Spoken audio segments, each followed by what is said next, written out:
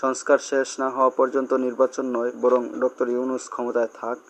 আরেকটা দিচ্ছে সংস্কারের দরকার নেই, দ্রুত নির্বাচন দিয়ে ডক্টর ইউনূসকে বিদায় করুন।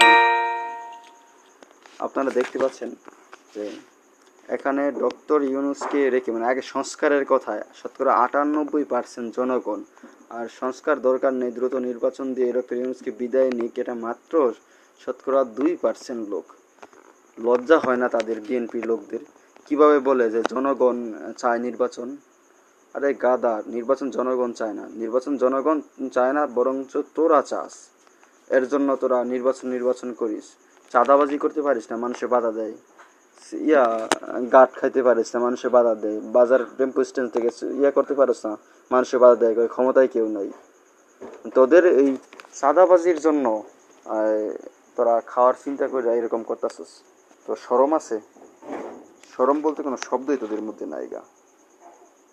তোরা আইসস আগে নির্বাচন নিয়ে ফালাফালি করস, কথায় কথায় বলস। মির্জা ফখরুল কিছুদিন আগে, দু একদিন আগে বললো যে জনগণ চায়। কই জনগণ চায়? শতকরা 2% জনগণও চায় না। জনগণ বলে নির্বাচন চায়। আসলে খাওয়ার জন্য পাগল হয়ে গেছিস। এমনি তো খাইতে পারস না, মানুষ তো প্রশ্নবিদ্ধ করে যে কেন, কারে দিম, সরকার নাই। এর জন্য পাগল হয়ে গেছিস খাওয়ার লাগা। 16-17 বছর খাইতে পারছিস না, তো এই খাওয়ার জন্য পাগল হয়ে গেছিস।